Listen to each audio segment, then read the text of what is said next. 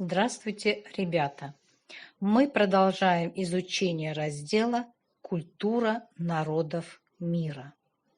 Посмотрите на картинки и скажите, какая общая тема связывает все 4 картинки?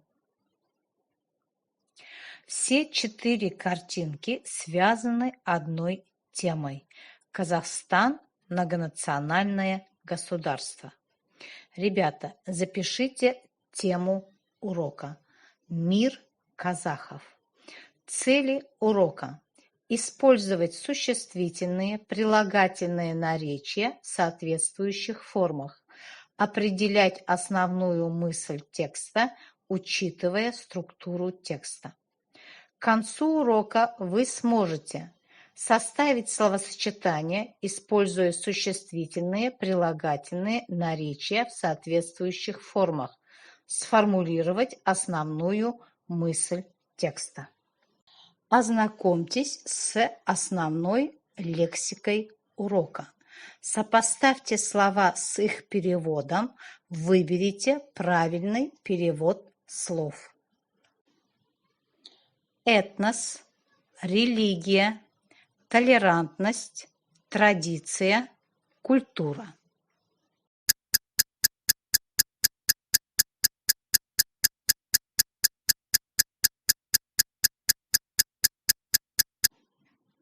Проверьте себя. Составьте с данными словами словосочетание, используя существительные, прилагательные, наречия в соответствующих формах. Дескрипторы. Вы составляете 5 словосочетаний, используете существительные, прилагательные, наречия в соответствующих формах. Например, представители этносов, носители религий, политическая толерантность, хорошо знать традиции, разнообразная культура. Ребята, мы с вами знаем, что в каждом тексте можно определить тему и основную мысль текста. Давайте вспомним, что такое тема и основная мысль текста. Тема текста – это то, о чем автор пишет. Чтобы правильно определить тему текста, нужно задать вопрос, о ком или о чем данный текст. Основная мысль текста – это то, к чему призывает, чему учит, ради чего он написан, какую информацию хотел передать автор. Чтобы правильно определить основную мысль текста, нужно задать вопрос, для чего написан текст. Алгоритм определения основной мысли текста. Первое. Прочтите текст, обратите внимание на абзацы и подзаголовки, заглавие и ключевые слова. Второе. Ответьте на вопрос, что является главным для автора данного текста, что его интересует. Третье. Постарайтесь определить главную задачу автора. Ответьте на вопрос, что желал высказать автор по данной теме. Ребята, прослушайте текст и заполните таблицу. Обратите внимание на критерии оценивания и дескрипторы. Критерии оценивания. Вы определяете основную мысль текста. Дескрипторы. Выписываете 5 ключевых слов, формулируете основную мысль текста.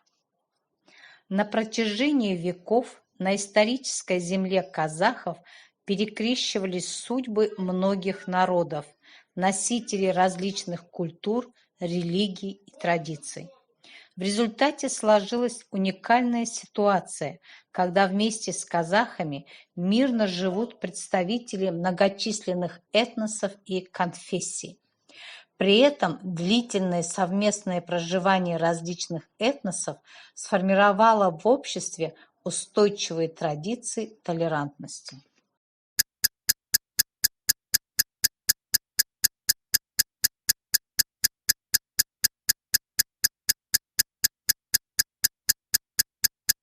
Ребята, проверьте себя. Ключевые слова. Можно было выписать такие слова: казахи, этнос, история, традиции, толерантность. Основную мысль текста можно сформулировать так: историческая земля казахов является домом для представителей многочисленных этносов. Ребята, подведем итог урока. Сегодня на уроке мы говорили о мире казахов, составляли словосочетания, используя существительные, прилагательные, наречия, определяли основную мысль текста. Закончите одним словом предложение. Сегодняшний урок – это. Сегодня на уроке я. Самостоятельная работа. Заполните двухчастный дневник. Прокомментируйте каждый постулат. Главные культурные ценности казахов. Уважение к старшим, миролюбие и терпимость, открытость к общению, гостеприимство и стремление жить в гармонии с окружающим миром.